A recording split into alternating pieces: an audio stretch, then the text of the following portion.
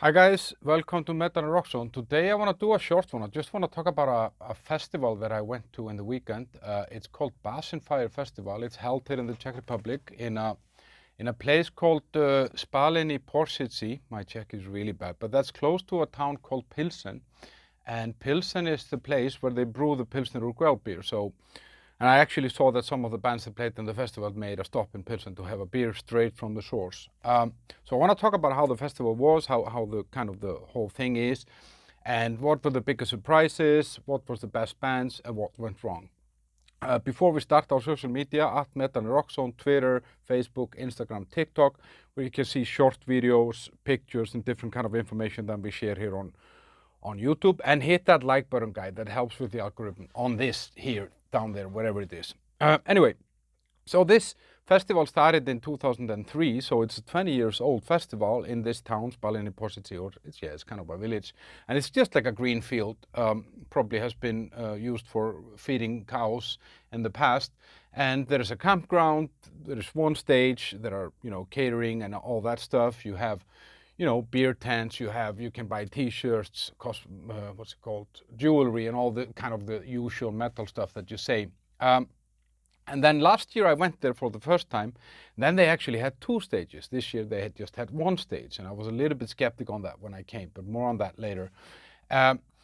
And what I like about this festival is that, first of all, it's super cheap. It's like I paid 70 euros for a ticket for the whole weekend from Thursday to Sunday. And there's a big diversity in the lineup. You kind of have, we had Ghost, we had Airbourne, but we also had Pestilence, and we had Dark Tranquility. So there is, black metal, death metal, traditional hard rock, melodic rock, rap metal, nu metal. There's kind of a little bit of everything there, and it gives you a different flavor than a lot of other festivals do, and I really like that. And they don't have only kind of the mainstream big names. They also have smaller and up-and-coming bands like this one here, Örn, which is a great band, by the way, and you should check out. They played there, but I also saw them the week before here in Prague. So yeah, it starts on a Thursday, goes until Sunday, and they start usually each day around lunchtime, 45-minute sets for the smaller bands, and then the bigger bands get up from 1 hour 20 up to 1.5 hours, something like that. And the lineup this year was like 47 bands, and I'm putting it on the screen now. We had the big ones, what was Ghost, which were actually cut short due to a thunderstorm by half an hour. You had Dark Tranquility, you had Willy Wallow, you had Pain, you had Airbourne, Paradise Lost, Pestilence, Tankard, Decapitated, just to name a few bands that people might know.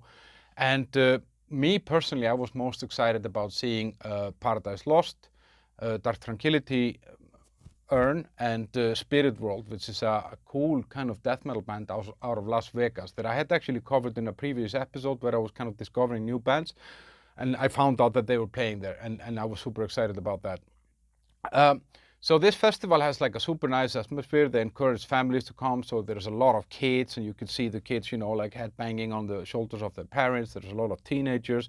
So I would say it's a very different vibe than I'm used to on those festivals. It's very kind of family friendly, and they do a lot on social media to stimulate that. They even had some toys for the kids and stuff like that to make sure that there's something for everyone.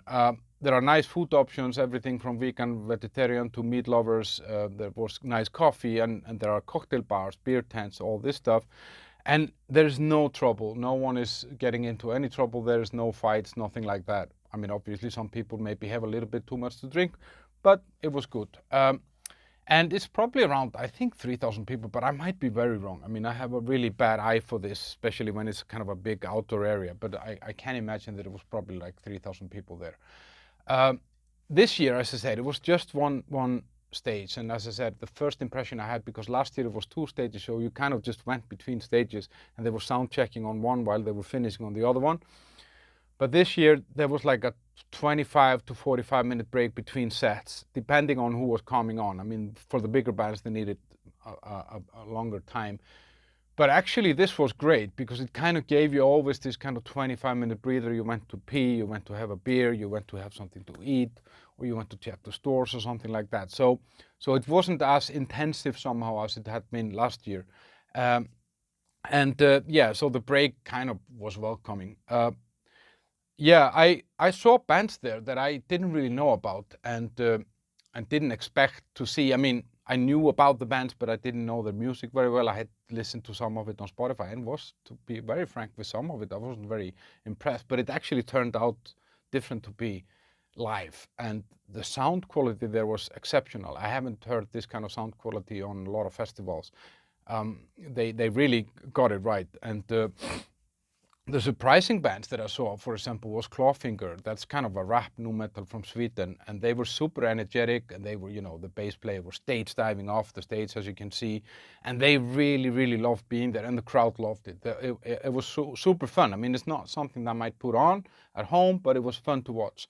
Evil Invaders, that's kind of an old school thrash metal out of Belgium, and they were also super cool. I mean, like, they had fireworks and, you know, topless guitar players singing, and, you know, they were true to the roots somehow, and it was fun to watch. Butcher Babies, that was a big surprise. I had played them in the morning before we went to the venue or to the area, and I was like, oh shit, this is not fun. But they were great, super heavy, super groovy, and those two singers, the women, they are really good. They're, you know, they sing really well, they growl really well, and they sing clean vocals as well, and that was actually really cool. I think I will actually start following this band a little bit more. Pure Power. Then Vomitory, that was a band that I didn't know about actually.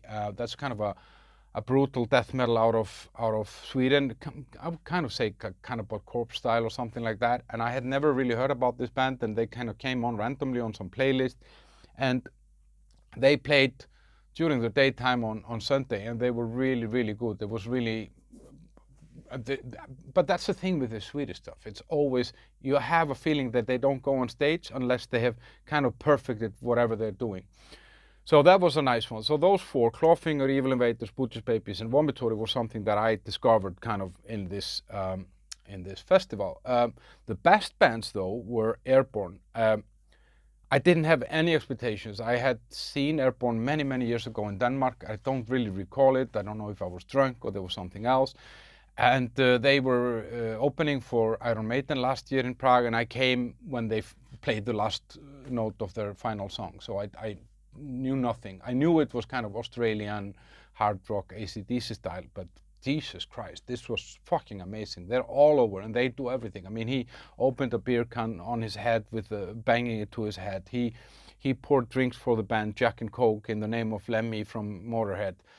He threw beers into the crowd to try to get the crowd to catch a beer and be able to drink it. I mean, there was just everything. And the energy in this band is amazing. I have a feeling that these guys have been playing every fucking night for the last 20 years, and they're so good at it. The guitarist, the lead singer guitarist, he can play solos while running around the stage. I thought, like, this must be on tape, but it wasn't. This is just a really fucking great band. And another good band there, that was Paradise Lost. That was kind of funny because they came on kind of in broad daylight, and the singer said, like, yeah, it's nice and sunny outside, now we're gonna sing you some really depressive songs. It's fitting, which it wasn't. It took them a while to kind of get started somehow. I felt like the first 2-3 songs I was like, no, this isn't going to be good. But when they hit their stride, it was amazing, and people loved it. There was obviously a lot of people that knew all the lyrics, all the songs, and that was a great experience. Yeah, Dark Tranquility was the third band that I really was impressed with. I mean, as I said earlier, there's something about those Swedish bands. They just have something extra. I don't know if it is the chord progressions or the melodies that they build or how they arrange their songs, and on top of, you know, usually very skilled players and singers, and the whole thing just kind of comes together in a really nice way. And so yeah, Dark Tranquility were really good. And it was raining when they were playing, and they were so happy that people stayed. You know, they were so grateful for it that it kind of came through the performance somehow. So yeah, those three, Dark Tranquility, Paradise Lost, and Airbourne. I mean, Ghost were good. I mean, it's not really my cup of tea, but they were good, and there was a cool show. It's the same thing there. It's kind of perfect, you know. You kind of have this feeling that is, yeah, it's somewhere between ABBA and death metal or something. It's some mix. Yeah, I mean, there were other bands that I liked. There was Pestilence. There were these guys were really good. I mean, they had a really short set. They had technical problems, so that was a really unfair thing. Tankard was there, like an old school thrash metal from Germany. SDI also from Germany. So funny, nice mix, and I wouldn't say that there was really anything wrong. But there's one thing that I noticed though, and that's probably comes because they went down to one stage, so the rotation speed is super high. There was 5 or 6 times during, I think I saw like 20 bands out of 47. And I think there was 5 or 6 technical issues that I noticed where, the guitarist lost connection to the amplifier or something, or there was some problem with some chords or something like that. And you could see that it was frustrating for the musicians when this happened. And that's probably because of the speed between sets. I mean, which is good for us, but can be challenging for the musicians. And yeah, so of course it's a pity when it affects the performance and you can kind of see it on them. So I think all in all, guys, it's a great little festival for 70 euros per person, cheaper, I think, for kids even. And all the facilities that are food options and all the stuff, and the atmosphere is great. And luckily this year the weather was nice, apart from a little bit of rain. It was never like pouring down, and they stopped the Ghost concert before it became like that.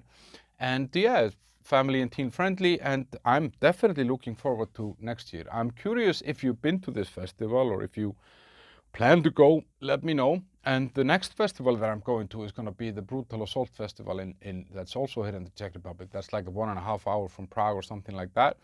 That's 150 bands from Wednesday to Sunday, and but that's more of, I would say, a narrow diversity. Is that word even possible? Narrow diversity. It's just less flavorable, let's say. It's more black, death, speed, and stuff like that. But that's going to be really cool. I'm really looking forward to that.